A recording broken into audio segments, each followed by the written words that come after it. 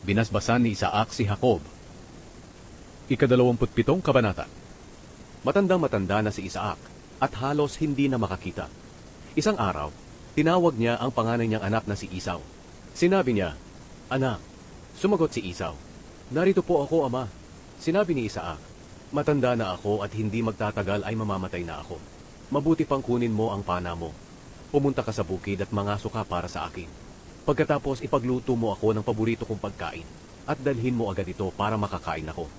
At babasbasan kita bago ako mamatay." Nakikinig pala si Rebecca habang kausap ni Isaac si Esau. Kaya nang pumunta si Esau sa bukid para mangaso, kinausap ni Rebecca ang anak niyang si Jacob. "Narinig ko ang sinabi ng iyong ama kay Esau, na mangaso at agad siyang ipagluto ng paborito niyang pagkain. Sapagkat bago raw siya mamatay, babasbasan niya si Esau sa presensya ng Panginoon. Kaya anak, sundin mo ang iuutos ko sa iyo. Pumunta ka sa mga hayop natin, at kumuha ka ng 2 matabang batang kambing, at ipagluluto ko ang iyong ama ng paborito niyang pagkain. Pagkatapos dalhin mo ito sa kanya, para basbasan kanya bago siya mamatay." Pero sinabi ni Jacob sa kanyang ina, "Alam naman po ninyo na balbon si Esau, at ako na may hindi. Baka hawakan po ako ni ama, at malaman niyang niloloko ko lang siya, at sumpain po niya ako sa halip na basbasan." Sumagot si Rebecca, "Anak, ako ang mananagot kung susumpain ka niya. Basta gawin mo lang ang iniuutos ko sa iyo. Lumakad ka na at dalhan mo ako ng kambing." Kaya kumuha si Jacob ng 2 kambing, at dinala niya sa kanyang ina, at niluto ni Rebecca ang paboritong pagkain ni Isaac.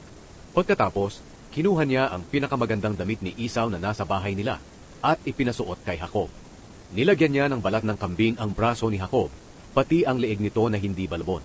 Pagkatapos ibinigay niya kay Jacob ang pagkain, at ang tinapay na niluto niya. Dinala iyon ni Jacob sa kanyang ama at sinabi, "Ama," sinabi ni Isaac, "Sino ka ba, anak ko?" Sumagot si Jacob, "Ako po si Esau, ang panganay niyong anak. Nagawa ko na po ang iniutos ninyo sa akin. Bumangon po kayo at kumain ng pinangaso ko, para mabasbasan niyo po ako." Sinabi ni Isaac, "Anak, paano mo ito nahuli agad?" Sumagot si Jacob, "Tinulungan po ako ng Panginoon na inyong Diyos." Sinabi ni Isaac, "Lumapit ka sa akin, anak ko, para mahawakan kita kung ikaw nga talaga si Esau." Kaya lumapit si Jacob, at hinawakan siya ng kanyang ama at sinabi, "Ang boses mo ay parang kay Jacob, pero ang braso mo ay parang kay Esau." Hindi nakilala ni Isaac si Jacob, dahil ang braso niya ay balbon din, katulad ng kay Esau. Bago niya basbasan si Jacob, nagtanong pa siya, "Ikaw ba talaga si Esau?" Sumagot si Jacob, "Opo, ako nga po." Sinabi ni Isaac, "Sige nga, dalhin mo rito ang niluto mo mula sa pinangaso mo, at pagkatapos kong kumain ay babasbasan kita." Kaya't binigyan siya ni Jacob ng makakain at maiinom, at kumain siya at uminom.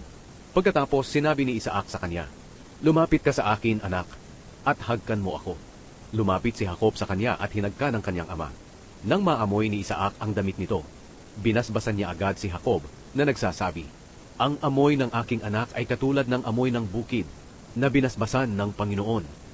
Naway bigyan ka ng Diyos ng lupaing masagana ang ani, na palaging may hamog na biyaya niya, para maging sagana ang pagkain at katas ng inumin mo. Naway magpasakop at maglingkod sa iyo ang maraming tao. Naway maghari ka sa mga kamag-anak mo, at magpasakop sila sa iyo. Naway ang sumusumpa sa iyo ay susumpain din, at ang magpapala sa iyo ay pagpapalain din." Nagmakaawa si Esau na basbasan din siya. Pagkatapos basbasan ni Isaac si Jacob, lumakad agad si Jacob. Kaalis lang niya ay dumating naman agad si Esau mula sa pangangaso. Nagluto rin siya ng masarap na pagkain at dinala niya sa kanyang ama. Sinabi niya, "Ama, bumangon po kayo at kumain ng pinangaso ko para mabasbasan po ninyo ako." Nagtanong si Isaac sa kanya, "Sino ka?" Sumagot siya, "Ako po si Esau, ang panganay niyong anak." Nang marinig ito ni Isaac, nanginig siya at sinabi, "Sino kaya ang unang nangaso at nagdala rito sa akin ng pagkain? Katatapos ko lang kainin iyon nang dumating ka. Ibinigay ko na sa kanya ang aking basbas at hindi ko na iyon mababawi." Pagkarinig nito ni Esau, umiyak siya ng labis. Sinabi niya, "Ama, basbasan niyo rin po ako." Pero sumagot si Isaac, "Niloko ako ng nakababatang kapatid mo at nakuha na niya ang basbas ko na para sana sa iyo." Sinabi ni Esau, "Pangalawang beses na ito na niloko niya ako. Kaya pala Jacob ang pangalan niya. Kinuha na niya ang karapatan ko bilang panganay, at ngayon kinuha pa niya ang basbas na para sa akin."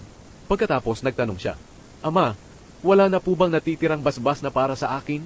Sumagot si Isaac, Ginawa ko na siya na maging iyong amo, at ginawa ko rin ang lahat ng kamag-anak niya na maging mga alipin niya. Ibinigay ko na sa kanya ang saganang pagkain at inumin. Kaya ano pa ang maibibigay ko para sa iyo, anak? Nagmakaawa pa si Esau sa kanyang ama. Ama, wala na po bang kahit isang basbas? Basbasan niyo rin po ako. At patuloy ang kanyang paghagulgol. Sinabi ni Isaac sa kanya, hindi aani ng sagana ang lupaing titirhan mo, at palagi itong walang hamog na biyaya ng Diyos. Palagi kang makikipaglaban, at maglilingkod ka sa iyong kapatid.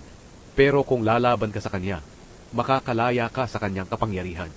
Kinapuutan ni Esau si Jacob, dahil sa basbas na ibinigay ng kanyang ama kay Jacob. Sinabi ni Esau sa kanyang sarili, malapit nang mamatay si ama. Kapag namatay na siya, papatayin ko si Jacob.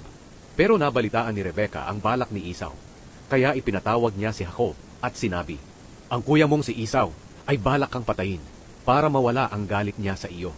Kaya makinig ka sa sasabihin ko. Tumakas ka at pumunta sa Haran, doon sa kapatid kong si Laban. Doon ka muna hanggang mawala ang galit ng iyong kuya, at makalimutan na niya ang iyong ginawa sa kanya. Ipapasundo na lang kita roon kapag hindi na siya galit sa iyo.